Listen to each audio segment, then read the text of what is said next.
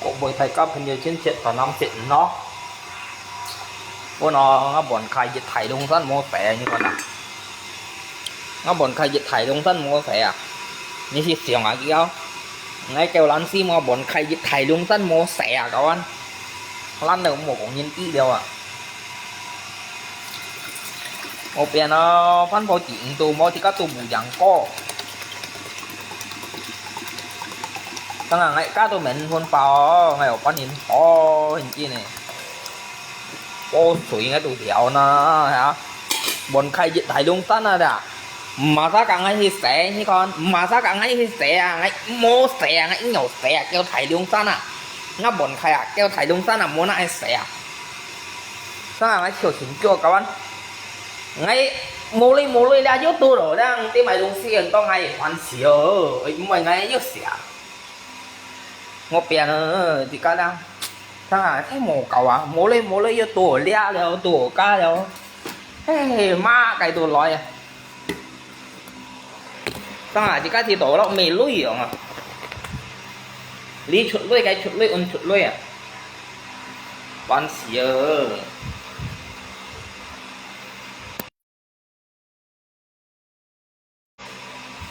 ngay nghĩ đó sao còn à lúc bắt thì nó xí đi mày đi cây thì cái là dám sống đó giúp ỏi à ấy mua yếu chuột lôi à lấy chuột lôi cái chuột lôi à một tiền nó còn sao à chỉ các xí đây như nào xí thế là chỉ các anh xẻ đâu lôi buôn kia tapi ngay mấy xẻ ngắm miếng à ngay mấy xẻ ngắm miếng à xẻ mai miếng đồ khó ngay ở như đã sao sụp không hắn thì các tụ mua lôi dân bóng chỉ các tụ bù dặm co cho ngõ tiệt sệt khốt à theo lũ tụ mua cho mua tiền nó sang ngày thì các lũ tổ lôi đồng thế thì nhà mẹ ăn trùng giàu các bạn ê sang ngày ở trong ngay xưởng thì lôi dù các mẹ ăn trùng giàu đến chết mẹ ăn trùng giàu các bạn thì các xưởng thì trên đó lôi tôi trên chết mẹ ăn trùng giàu ấy ngay mua phần gì á nó sẽ khuất hiểu xéo à ngay mày tổ chiêu ngay vô lôi ngay mày xẻ hả phá xí à ngay đồ xẻ thì các mấy còn cái thủ công nhầm lo các bạn thì ngay mua còn cho đây nhớ sẵn kia cái phút à tập còn à rồi nhá mang ngay xẻ thì ông cha cái cha xẻ thì nhớ xẻ ông cha nhưng bây giờ chỉ cái thì đồ mua hơn xẻ bốn gì啦chỉ cái này sim cắm miệng à ngay mày DPS ngay mày mày东西ngay mày做笨啊打啦mày做mày东西mày theo lũ đồ mò khi các單殺到苦啊，可能拍時吹過，而家一成冇變咯，各位。有認真冇變咯，各位，認真講嘅呀。theo thân cái nó tổ ngay son thì ngay lên ngay sáng biệt rồi hả? Giờ nhập phổ rồi à. Tôi đồ拍時ấy mới一成。xong rồi chứ hình ảnh rồi. Tapi umpan à khi các hành vô lấy hồ xẻ xong tiệm bốn kỹ hả một tiền con thế dân kia một bạch chỉ có xẻ tapi chỉ có đó chỉ có chữa nhung sim là chỉ có xẻ tiệm bốn kỹ thò con bốn lì sùng bằng ăn nhầm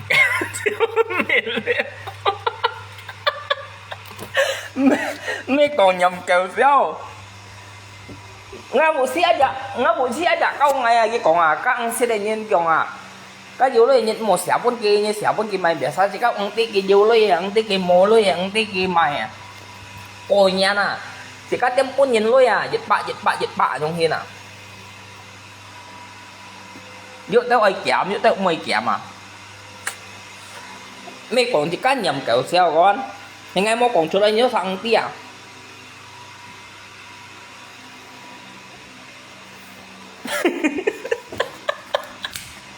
anh em mau cùng chuyện lấy ra như đó sẵn tí con cho như đó sẵn tí à nhưng mà tapi ngay hắn bersyukur lah memang bersih kan hiểu xịt cho là hả à lấy mày cho á ngay bersyukur là ngay mùa xí ada hắn câu tay ngay à ngay cái bên để ta cho câu tay ngay à mùa xí thân dùng hình sẽ phun nhìn gì còn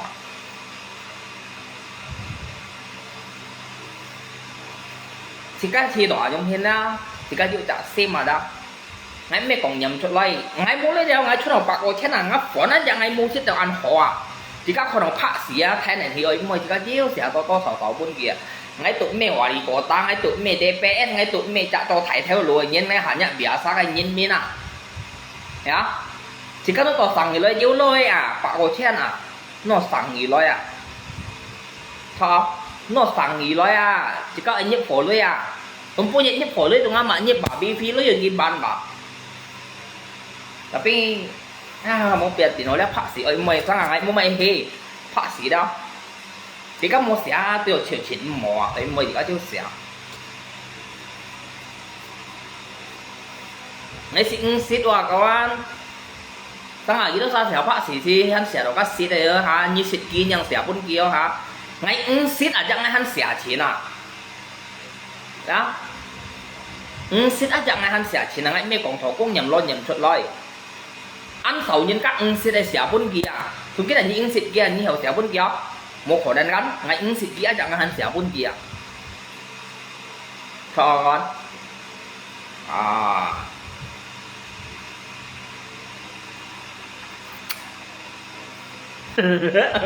ngay sih lah joy kawan lagi nang ngay berdoa saya joy lah Tuhan saya berterima kasih pada malam hari ini saya masih bisa hidup bisa bernafas bisa apapun positif yang terbaik Tuhan mengasihi kepada saya sangat bersyukur lewat obat tidak lebat Tuhan juga mampu sembuhkan penyakit saya penyakit apapun dalam tubuh saya dari ujung kaki sampai ke ujung lembut serahkan kepada Tuhan oleh bilul Tuhan darah Yesus saya jadi sembuh terima kasih Tuhan saya juga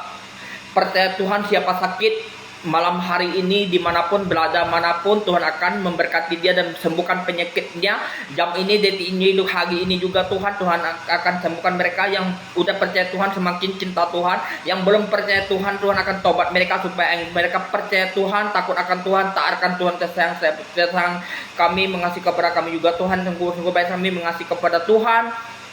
Tuhan juga mengasihi kepada kami hujan akan terjadi saya juga minta Tuhan tolong campur tangan memberkati pemimpin-pemimpin Indonesia satu persatu saya tidak bisa menghafal namanya pahlawan-pahlawan semuanya saya seluruh Indonesia memberkati bangsa-bangsa kami seluruh mendamaikan Indonesia Tuhan saya percaya jangan bercari masalah lagi apapun tetapi Tuhan akan mengampuni Indonesia Tuhan mengasihi kepada Indonesia Tuhan hanya di dalam Tuhan Engkau sungguh baik mengasihi saya juga minta Tuhan tolong carikan jodoh yang terkena di Indonesia takut akan Tuhan taat akan Tuhan sayang saya positif mengasihi saya dan mengasihi Tuhan juga terima kasih Engkau sungguh baik mengasihi kepada kami saya juga minta Tuhan tolong talikan pekerjaan saya semakin hari semakin banyak pekerjaan dan mudah rezeki dan pintu rezeki buka semua tolong berkat di rumah saya atau di toko saya berlipat-lipat Tuhan terima kasih Engkau sungguh baik mengasihi kepada saya kasih-Mu sangat anugerah dan kasih karunia-Mu juga Tuhan terima kasih Tuhan Engkau sungguh baik dan patahkan semua kesakitan semua kutuk itu menjadi berkat Tuhan dan saya juga minta Tuhan tutup dalam bungkus semuanya yang terbaik mengasihi kepada kami hanya di dalam nama Tuhan tolak semuanya yang lo jahat lo iblis jangan mengganggu kepada kami semuanya ini adalah milik Tuhan hanya di dalam nama Tuhan Yesus haleluya amin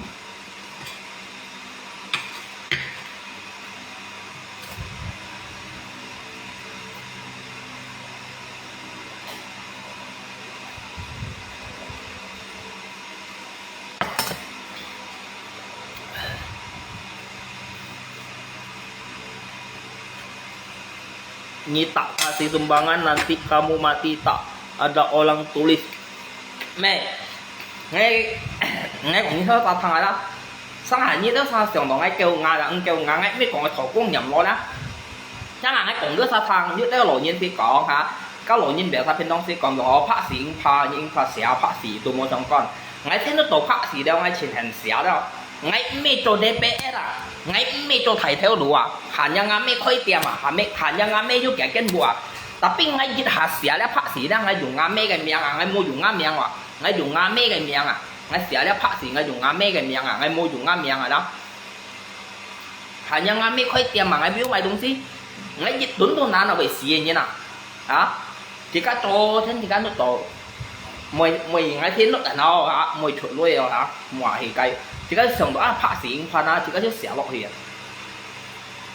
đó chỉ có chút xẻo lọt hiện trong các tập còn như thế này các ngày ứng sĩ là tụi mình sử dụng cái chấm xẻo hiểu không nào với mùi tổng ai sẽ đổ cái chặt theo ca gan Jadi ngay kiểu ngay sẽ đầu cả theo các ngay biệt hay tập còn đéo. Jadi kan otomatis ngay mình xẻ pun kilo. Miền chân xẻ liền, bọn cô kéo tôi miền xẻ, tôi miền nhất xẻ. Đó. Ngay mua xẻ to, ngay xẻ bằng tuần tôi chỉ ăn thêm mà như chân phấn. Như bún nhân cá lượng xăm chân phấn sẽ hết to, bằng tuần có tí mấy chú nhũ sẽ dịch gì đó. Cho các bạn. Cái như sẽ biệt sai thôi mấy cái dịch bằng tuần này phấn. Khỏi như sẽ lượng như đó. Ngay mấy quảng thổ cũng nhầm lo. Ngay do xong ngay con ở phá xỉ tôi ra ngay chỉ nhận xẻ ngay vô lưới ra ngay chỉ nhận xẻ không ngay mua lưới để xong ngay mua lưới ngay mua xẻ xịt ra ngay mấy xẻ đó các bạn tuần ăn xe các bạn chỉ các mấy còn thấy quay à đó các bạn tuần họ mệt mỏi cái này muốn gì tapi hay bà kia các mua lưới nhìn sẽ ăn thấy rồi các bạn cho bà kia mua lưới nhìn ăn thấy rồi các loại nhân còn họ như sẽ phát sĩ họ khen mà dùng thêm dùng ăn tôi nhìn các còn ngoài ở đó phong sĩ ở đó sĩ thì tụi mỗi trong quá năm ngoài sĩ trên là phát sĩ à tùy thùng do à ý còn à thì các nước có ra hè đâu hả thì các tôi thằng loại nhân này boy ra chỉ tổng tí tùy các loại nhân tí bởi phiền chỉ các bởi phiền chỉ các ngay in trong hành xẻ ngay muốn bên gì là bên ngay xẻ được kinh ra ngay son ngay khai thì son kiểu đi son ơi cả bạn chân vô ngay xẻo kinh cả bạn chân vô dịch chắc ngay xẻ bà nó xỉ chắc ngay xẻ bà nó ngay in xịt kia ngay xẻ bốn kia ngay thì in xịt kia bà các bạn ngay in xịt kia tapi ngay xẻ bốn kia như thế xẻ kia các thầy bên là nhà tạo còn ngay khi ngay mới xẻ ngay chúng ta sẽ đọc các theo ca ngay ăn thì cái nó bản tuần cá ngày xẻ 4 kg đi bản cái bản nó thêm bao nào có lèo cô nhá nè các theo ca cái thế theo ca ngay thì mua cho theo ca là sẽ còn như nào cái đồ có chảo phúng bao 4 ngày kiểu ăn kiểu mổ heo mà ăn kiểu mổ heo mà cũng chỉ chảo phúng bao cái nó cầu hình thì na gì cầu phúng lại na gì cầu phúng lại à đeo gitu pun này chả không bao ngay dụng mày kia ngay pun cam mày chay ngay cho các thằng coi mày tay ra ngay pun kỳ rồi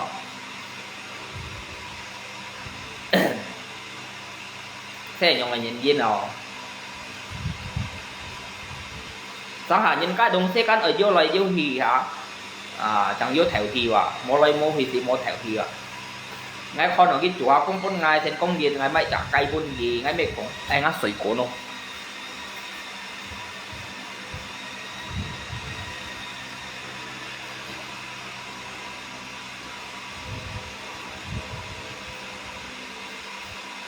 cái nào ngay vô bạc cổ chen mà nó ngay xong ở nhiếp phổ lôi ở nhiếp dịch bạc thì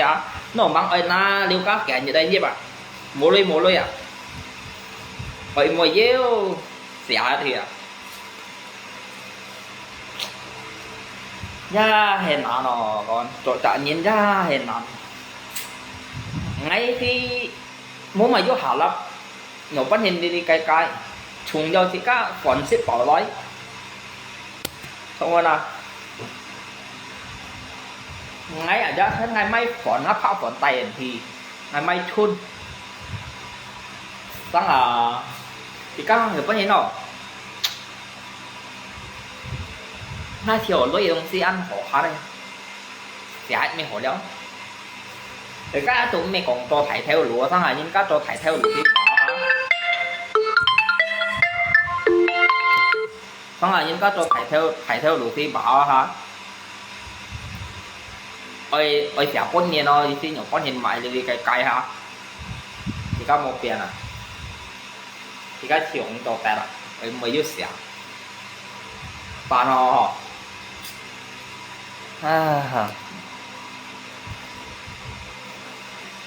mẹ thấy nhiều người tôi nhìn thấy các phần dầu trên chịch có số riêng ai thấy mình gì đó sao bảo sebenarnya lưới trùng dầu mua à nhớ tay chiều lưới về trùng dầu à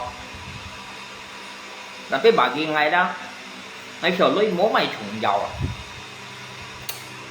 mố mày thấy cô trùng dầu à chỉ có dấu quần xì pôn chỉ có pôn mua quần xí bốn mua biển thọ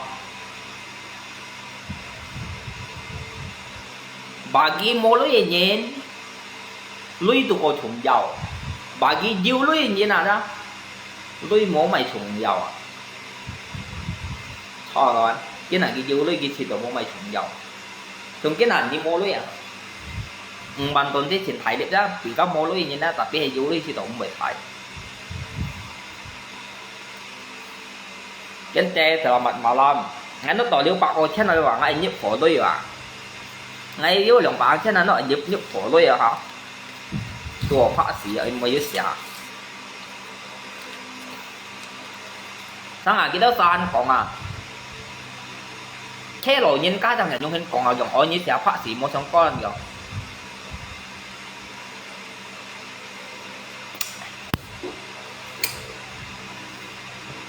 tôi ngay vô lấy ngay sẽ hiểu không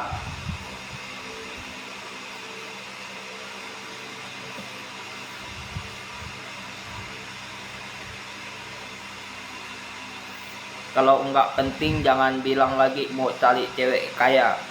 cái này như xem tôi lấy ngoài như gì chứ ở miền Anh gì karena jika dia cowok sẽ ra có ấn lọ tôi lấy như là do cowok sẽ ra có ấn lọ theo như là dia cowok sẽ ra có củ à tôi lấy nhân bản lĩnh thì đó ngay thì chú đi xem con ngáp công nhân về chú đi à hả xem con ngáp công nhân về chú đi à ngay phân kênh có cái phết khai bịt như sao vì hệ có ấn lọ chỉ các trò công nhân là chỉ các bị trò mua dùng này theo các còn nhóm bán chỉ các thiếu nhóm bán à cái thằng này nhân các còn à xéo sen đi đăng có cả nhân sĩ công à thọ xéo sen đi đăng có cả nhân sĩ công à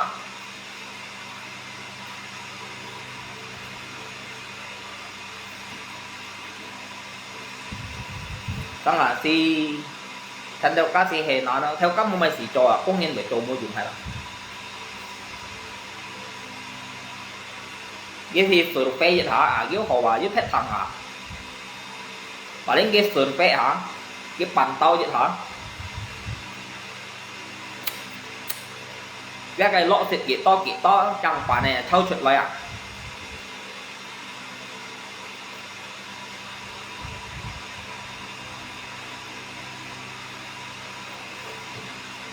bây giờ sao hàng anh chỉ tỏ ra lôi là anh cái hình ngà là chiên là ngay gì tỏ này căng cái hình ngà là chiên à tan xa từ một lôi à vô ai xẻo bốn nhìn à hiểu ngay còn các lỗ sụp thang à các lỗ sụp mình ngay à nhếp buồn nhìn điếu kỹ to lôi ship của theo ngay từ mua lấy ở trong ship của theo xe xeo à mạnh trong một phít mạnh to một phít 30 lần theo à cho mấy còn chỉ các ông thôn lên lôi bốn lì ghê chỉ các thôn tập biết chăng à chỉ các những kia nhỏ quan hệ nào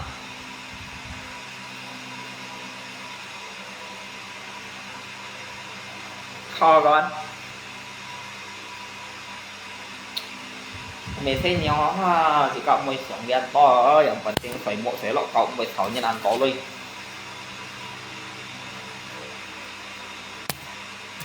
tapi ngay sẽ là phá sĩ đó ngay dùng ngà mê cái miếng ngay mua dùng ngà miếng ngay sẽ ngà mê miếng tapi ngay lâu dùng ngay sẽ ngay chiều rồi thế bị chả bạc chân mà bạn người tôi ngay vô lấy ngay tôi sẽ vậy ngay mua sẽ tự nhiên chúa ngay vô lấy đó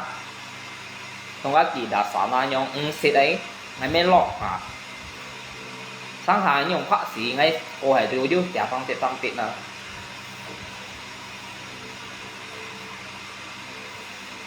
kiểu như cả đồ theo cá nhung hiền à cái theo cá gì là xẻ cái chiều hồ há này à không thì cái mấy xẻ như cả với mấy còn mua nhiên chứ như là nhau thì là bị ăn sầu à nhưng các ơi xịt đi đằng xẻ đâu ngay cắt mồi tao hàng ngày mua mày tí lưới nào một tiền này rồi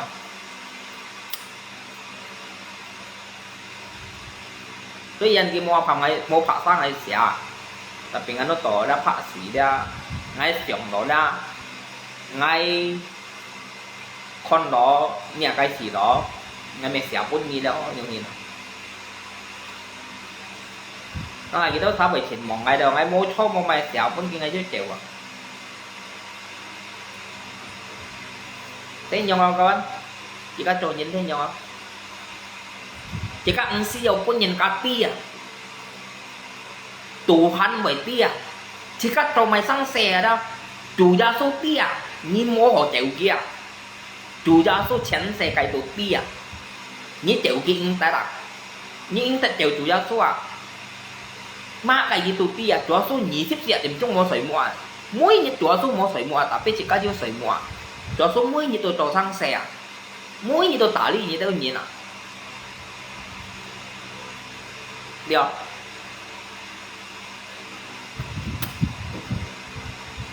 ngay con như họ như con ngay họ à không mà con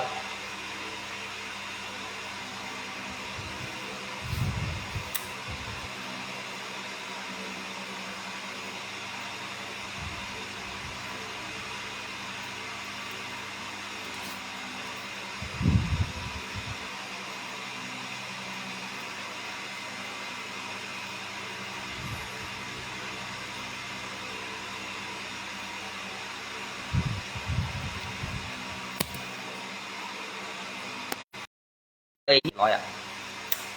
nếu tôi đó phá thì anh mới biết xem hay烦sau đó cho sẽ khó là phải cho xí là sẽ khó là xếp cho sẽ khó là chỉ 8 天 à想bán nó ít cho động bán các老sư còn à nhiều kiểu lối ship qua theo nhiều quá nhìn cho theo lửa ngay còn bạn còn có lối xuống tay thì nhiều bắt câu như này lò khó vậy như cho mày theo lửa thằng cho sẽ khó à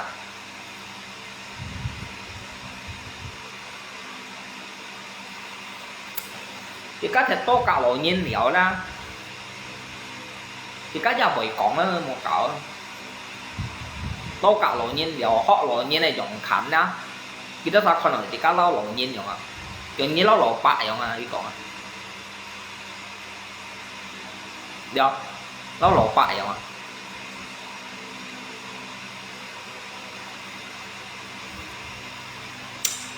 cái như vậy còn thì các thằng này heo sang như một chỗ mày xé giống như nào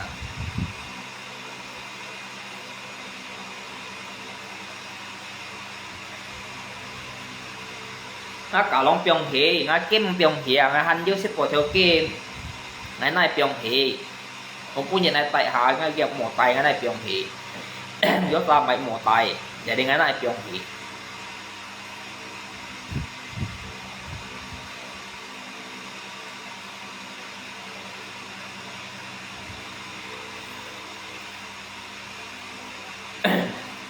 là dưới bạc của xe là một hình như đang cái chỗ này mày chạy có đại bạc xe nè ngay lưu chỉ nói ban hủy phí ban đeo ban ca máy khoản sẽ theo nó là máy kinh gì hậu khoản sẽ là cái đó thôi thế ngắm một xe là sẽ hạt tiền ngay cái còn cá to lối những một xẻo bên kia cái còn xẻo cá cổ khéo ai rồi anh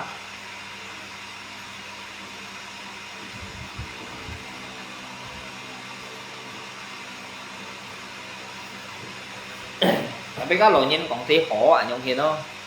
còn theo phát sĩ hồ ấy rồi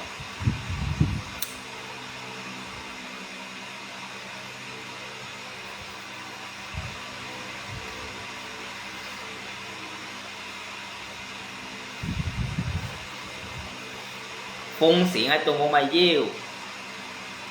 cái đó thôi ông nhỏ chẳng ngay còn ông ấy xanh nè còn chẳng ngay phun sĩ đó ngay tụi ăn sọp tapi ngay xẻ cá lộn nhân sang là cái tí đấy không rồi lại có phát xì gì hay rồi ngay xẻ phát xì bởi thân chia ngay xẻ tối là ngay thứ chèo à ngay mua còn thô lấy cả như còn mày đi cay ăn toi ngay tụi ông xịn như đâu xa các ngay xẻ lỗi ngay thô mày gì ngay bật không như này mày đi xịn nhau khoản đâu nhau nhìn thằng mấy xịn xì lò khoản đâu các mua nhau nhìn là hay mua là hả ngay xẻ đó ngay thứ chèo à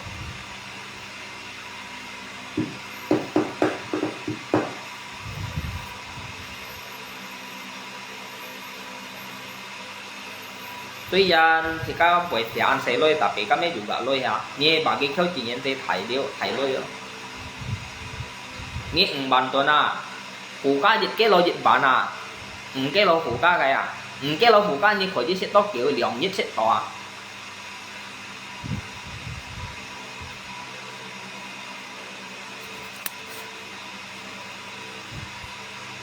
nga mấy cái tiệm mà tapi ngay cô hành phố nữa ngay các ngắm mấy cái tiệm họ là thay tả đi mình ngắm mấy cái tiệm mình nhìn tapi ngay ra ngắm mấy tụ cô hành phố nhìn chết đông si nhưng mình đi cái bịa sao đó cái này phun nhìn cái ông si phun đi phun cái bắt theo chẳng chung đó nhưng mình phun nhìn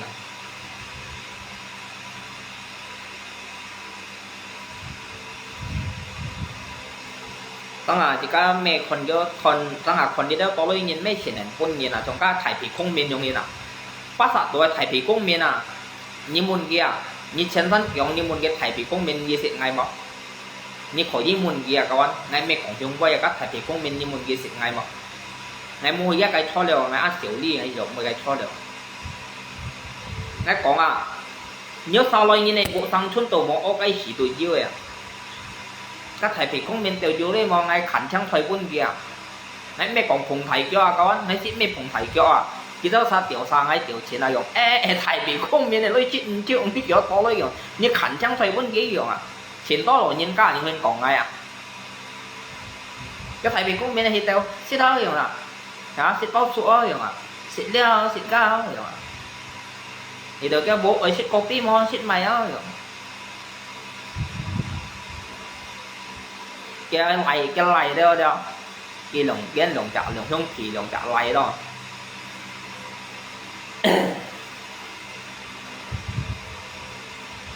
ngay bây giờ tao xin theo các thì cho cái khu ăn chiều ngày cổ ngày mùi thì anh chiều ăn xỉu đi ở đâu ngày mùi quá sợ xỉu đi thì được mùi hiểu ngay mấy cònคนนี้tối ngay phòng thầy chở ngày méo tại mẹ những anh nhìn nó con nó tỏ ra bóng bày nó mặc anh sầu nó mặc mấy cái này con du bàn lôi kỳ một bàn chiêu con chỉ đem lại cái cổ chi thì nó bộ những hình là đó anh hẹn nặng cổ chi thì nó bộ à con ngày đó xả xít à để xả xít theo eo hay là nó mà anh bằng bàn lôi bằng bàn chiêu chỉ xì cái chuyện thành ngày muốn kia cái cổ chi nhộng bắt đầu dùng cái nào các cổ chi cái này mua máy phụ mua máy quỳ ở đây để đi con thì tụi anh kiểu một cái ngắm mê loại gì đóถ้าถ่ายผีคงเป็นเดียวแซ่อย่างเห็นnó tổng bị cha ai thuần chín lại mang đi chỉ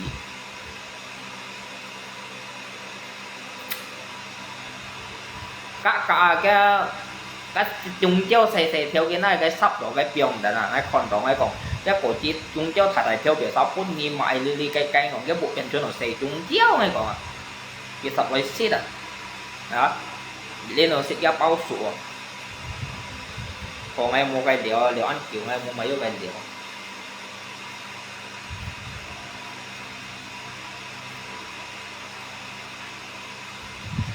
cái chẳng phải thì chi ngay lòng sông giang tủ trả thuật quân kia nó mặc ăn mấy cái này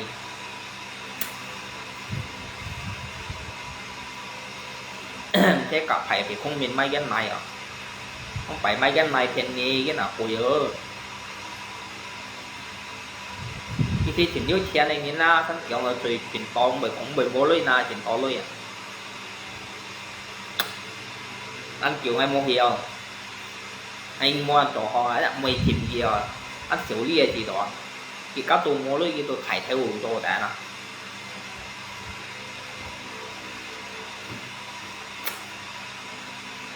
dịch theo nội dung này à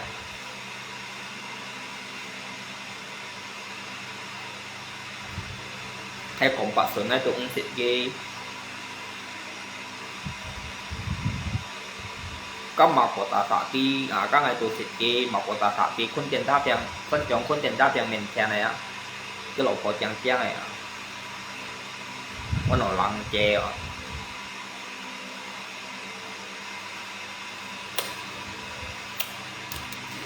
trên họ tại vì cũng nhìn bệnh nhìn đau còn ở cái nhìn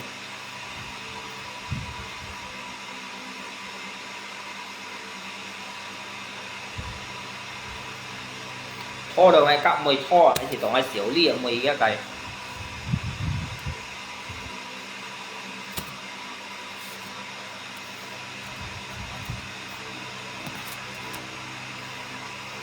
sang à nhìn các pun thì các东西thì các mô pun chuẩn ban kia ra sửa chín mỏ đó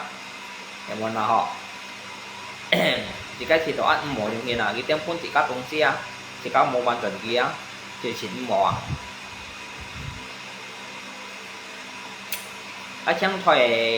ngay là không dám tuổi trả thôi để chi cái pun ngay à lột sủa cái nó cái pun ngay chọn thì thảo thoại mang tiếng ngay pun phải bị không người dân tổ lôi à kìa nè để ta cái cho nó tổ con nạp con kia này cắn lột ngay sang là cái cho cái cho để gọi là ngay từ sang là cái bán lột nhìn cho để còn ngay thầy kiểu không bên này cho nên kiểu mô hi lơ mồi nó xử lý ăn xử lý thì đó cái chặt thải theo ca thì các tổ kêu chỉ gì nào vẫn nói thì to chỉ các chặt kêu chỉ nhân cái chặt thải theo ca trong này thì kopi yo se cái pun nhỉ như cho cái mô tôi nhỉ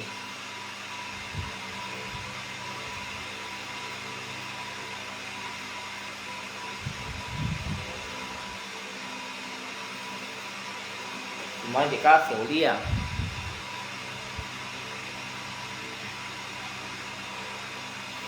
cái hai cái gì cái bùa mấy phút khăn này nghe bùa sang hà trung giao sang hà bỏ men mỗi phút khăn đến thì à cả cái máy này à 6 cái lôi cái hàng tổ quân chỉ các đồng sĩ à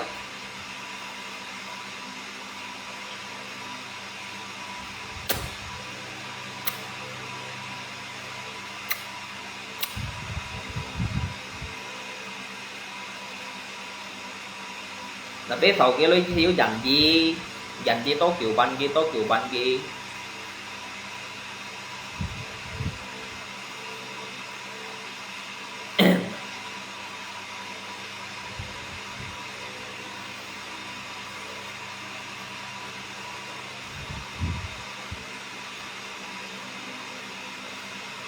cái like rồi cái chặt like điện thoại rồi chúng nó bay rồi nó bay vô đi rồi cái like đâu đánh gặp cân phải bị không mình chọn loại luôn mày cái phải bỏ cái ba chọn loại luôn cái ba anh cũng sai mà bỏ luôn bông phải thì có bông chỉ tùy vô miệng này có bông chỉ ở đâu tùy vô miệng này có luôn là tiền khai là thiên vô chu thiên vô cay à cung thẳng lòng tâm trả cái nào để đó san đầu cái còn cái ô hạt cho ông ti mày ông ti hệ mèo cái lôi xịn chiêu này chỉ đỏ có không gì luôn xịn chiêu à chỉ thiên vô chua chỉ thiên vô cay à cái tùy to lôi kia họ có thích xoay không hay gì đó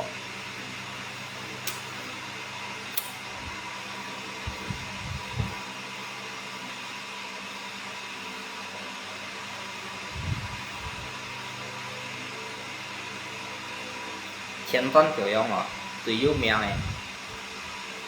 mà tăng sẽ đây tận tụ tiểu nó vậy thì các mọi những anh nhận phải chọn với một bia những con tôi kia tôi in tỏ trong các tận tụ tiểu nó hàng sẽ phong bia ở đây tại là tăng chỉ cái chiến phân kiểu nhiên đồ xịn kia son nó liền son hắn xăm giống son là tay chút thét thẳng này cái chua cái cay à tay chút thét thẳng này ngày ha ai cũng ngày ha số ha thì cái son à ha thì cái son này thôi tiền tè tè ngày trôi lịch số xíu mũi ở kia để tiện ngặt thay trong chỗ cái sẻ ngày quay theo ngày thanh niên chỗ ngày tù chỗ cái sẻ luôn ngày thành ngày xin chế nó chỗ cái sẻ gia đình ngày thành ngày xin chế ngay thân kiểu thì hát tổ chỗ bóng bảy lưới đó thân kiểu thì đều cái tiết cái mà theo cái tiết hát tổ chỗ đó ha thì cái son đó bắt bản tổ nào cái phút này bắt bản tổ nào còn lưới nó nằm gọi à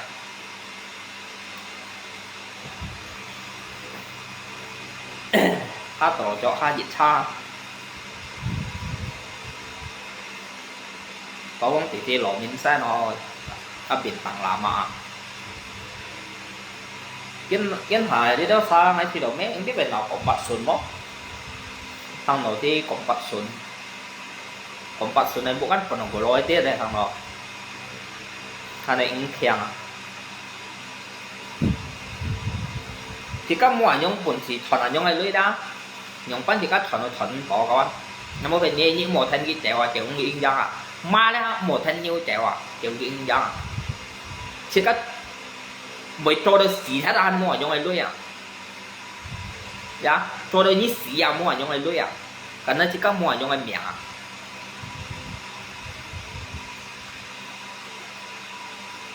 cho rồi thằng nào ngay mệnh quân phò vào ngay xe chỉ xí vào ngay kita là ngay muốn ngắm mẹ ngay còn à gì tụi mày bông lấy thêm mà ăn thằng thuận lôi cái nhóm quán hình thuận họ ngay còn à không phải cái ngay hắn xe chỉ ngay chân chẳng ăn thằng họ bông lấy thêm cái miệng ăn chuyện to lôi lì còn mai yêu ăn yêu đây ra và đã hạt can họ không chỉ tụi ăn kiểu mình xem đều ăn thằng thuận lôi ngay còn hả cái bạn to lôi ngay còn nhóm quán hình thuận à ngay mấy anh biết anh ngay anh biết mày anh kita là mẹ cá hệ là dòng bóng bảy cái mày bóng ly ông tí ảo bùi ông này sao mày hả những tí hệ miêu cái đó sao còn chuyện có sở đi xịt kha đó ơi thuần mới đó thế muốn cái bà tổng cộng thì có muốn cái nhóm phát hiện cái lụt tiền à không cái lối to rồi tính hết đó dùng chiêu đó cái gì tổ hạ đâu à dịch bả theo lòng bả theo nó mê lui rồi mà cần là cái ăn to lui à do còn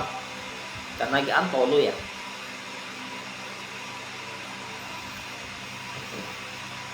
ngay kiện thải ở siêu muối ở ngay trong thịt độ thằng ở phó phong tỉ à cái hắn ấy thằng ở dưới xăm đồng son nào thôi xịn tè tè thải liao ngay ở cái son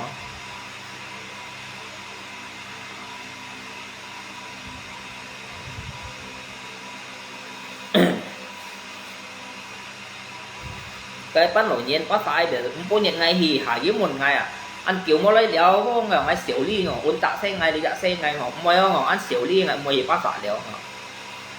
xỉu ly à ngay mỗi tôi thích mỗi chồng nhiên tập thì ngay nhóm thăng là thích ngay gì tổng ăn xỉu ly thấy đó cái tao lộ nhiên à nhân thì cả điều à thì các gia chỉ nhận cả cái điều đó không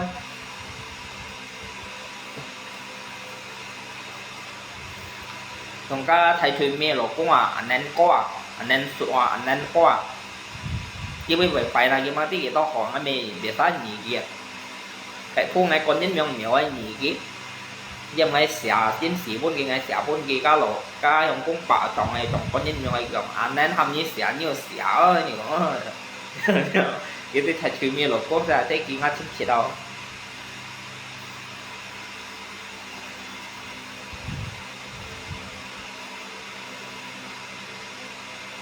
tuy nhiên ngày bài xin là đó tuy nhiên ngày xong thỉnh thoảng này đó tại vì các chồng con dính miệng này đó chỉ cả ngày bị thì các bị trong ngao à vậy à kia lộ nhiên là bị ngày đầu sau nhiên vậy bay may thế các tôi dịch gió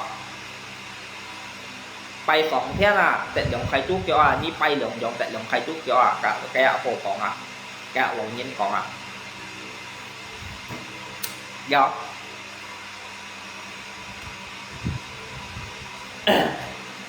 ai con xích cả lo còn ấy ngọc còn anh chưa con tiền thôi cho hình như đấy phân còn ai còn thế còn chiêu thon gì đó sao tiêu còn chiêu cả còn đồ bông đi thêm còn phật xuân đây thông qua đi tiêu cái chén phụ tối giờ nó là gì nào lăng chê đấy rồi đã mà của ta thật kia theo cả cũng nghĩa là cả hiếp trò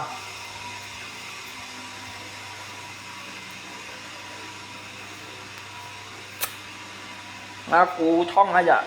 bằng một năm tiền mẹ nó cú thông là ngay thế tôi phải thời thế thành cái trò xảy ra số cái cũng nhận mấy cái tiếp chọn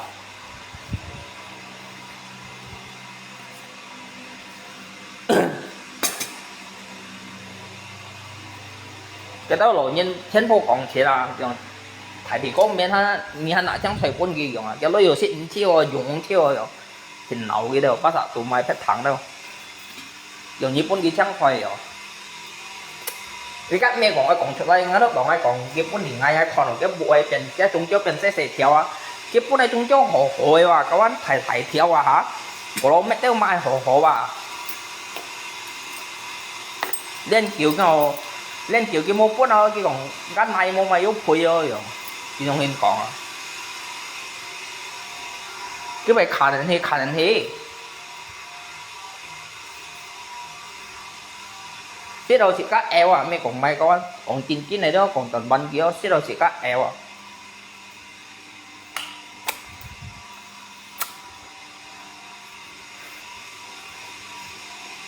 vậy mỗi ngày mày bắn chuẩn cái chẳng phải là hầm một bắn chuẩn như này em nghĩ đâu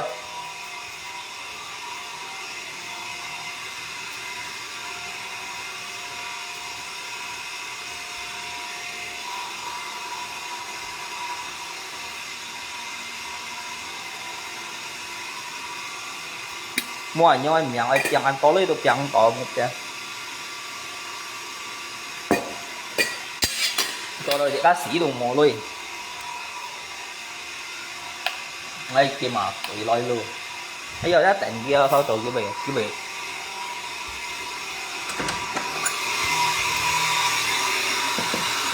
coi nam mưa